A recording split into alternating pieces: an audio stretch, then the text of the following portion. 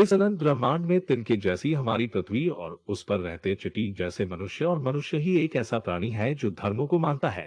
इस दुनिया में हजारों धर्म है और उनसे जुड़ी अपनी मान्यताएं। सैकड़ों साल पुराने ये धर्म ही इंसान को इंसान बनाते हैं। बिना धर्म के इंसान का अस्तित्व ही नहीं होगा। धर्म ही तो है जो इस दुनिया में शांति कायम किए हुए है, वरना ये दुनिया कब की खत्म हो जाती। कुछ लोगों का तो ये भी मानना है कि जब दुनिया से धर्म का अंत होगा तो इंसानियत का अंत भी करीब होगा। ये तो लोगों की मान्यताएं हैं, पर ये मान्यताएं कितनी सही है? और क्या धर्म है जो मानवता को बचाए हुए है? क्या धर्मों के बिना इंसान का अस्तित्व ही नहीं हो सकता? और क्या होता अगर दुनिया में धर्म कभी होते ही नहीं? तो आइए जानते हैं कि बिना धर्मों के हमारी दुनिया कैसी होती।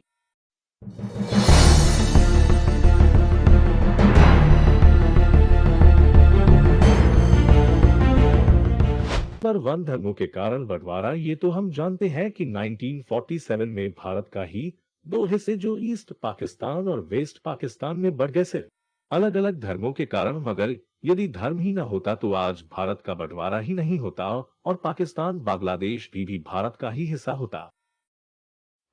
क्योंकि पाकिस्तान ही नहीं होता तो भारत में आतंकवाद की घटनाएं भी नहीं होती, और आतंकी घटनाओं में हजारों लोगों की जान भी न जाती। यही नहीं बल्कि कश्मीर में भी शांति रहती और कोई विवाद न होता। अब तक 4 जंगें लड़ चुके इन देशों में कोई जंग ही न होती और भारत एक अखंड भारत होता। न सिर्फ भारत ही बल्कि दुनिया में धर्मों की वजह से हो रही जंगें भी न होती और न होते बंटवारे। नंबर 2, इतिहास की जंगें। अगर इतिहास को उठा के देखें तो कई ऐसे युद्ध मिल जाएंगे जिनमें धर्मों की भूमिका अहम रही है। कई जंगें तो सिर्फ धर्मों की वजह से ही हुई है। अकेले क्रिश्चियनिटी और इस्लाम में ही कई जंग हुई। अगर धर्म ही ना होते तो इतिहास आज कुछ और ही होता ना। कभी कोई जंग होती और न कोई नरसंहार। नंबर 3, जिहादी आतंकवाद। अफगानिस्तान और अरब के देशों में कई देश है जो गृह युद्ध और आतंकवाद से पीड़ित है। आतंकवाद से पीड़ित भारत भी है, जिन वजहों से ये देश विकास से पिछड़े रह जाते हैं। ये सिर्फ इसलिए शुरू हुई क्योंकि इन्हें मजहब को खतरे में बताकर आतंकी राजनीति करने वालों ने इनके हाथों में बंदूकें पकड़ा दी और जिहादी बना दिया और निकल पड़े ये लोग धर्म के नाम पर खुद को खत्म करने। नंबर 4, धार्मिक लुटेरे। जादू टूना, अंधविश्वास और ईश्वर के नाम पर लुटे धार्मिक लुटेरे गरीबों का खून चूस कर बेशुमार दौलत कमा रहे हैं और लोग इनके झांसे में आकर अपना सब कुछ लुटाते जा रहे हैं। इनका बिजनेस सिर्फ धर्म की नाव पर टिका है। इनके प्रोडक्ट भी धर्म के नाम पर बिकते हैं और धर्म ही इनका धंधा बन चुका है। यदि धर्म ही न होता तो आज ये लुटेरे न होते। अंधविश्वास में आकर पैसा लुटाने वाले लोग भी अपना पैसा सही जगह लगाते। ये धर्म है जो देश का हजारों करोड़ों रुपए सिर्फ मंदिरों और मस्जिदों के रख रखाव और बनाने में खर्च हो जाता है। जिन पैसों से धार्मिक आयोजन करवा दिए जाते हैं, उन्हीं पैसों से कई स्कूल और अस्पताल खोले जा सकते थे जो धर्म के लोग खुद को पिछड़ा हुआ बताते हैं। क्या यही पैसा वो अपनी उन्नति पर नहीं खर्च कर पाते? शायद धर्म ही न होता तो यही पैसा अच्छे कामों में जाता। धर्मों मजहबों के धार्मिक कार्यक्रमों में ये पैसे बर्बाद न होते। नंबर 5, जाति ना होने से कोई पिछड़ा न होता। सैकड़ों सालों से हिंदू धर्म में अपने ही लोगों को शूद्र बताकर अत्याचारों की हद पार कर दी।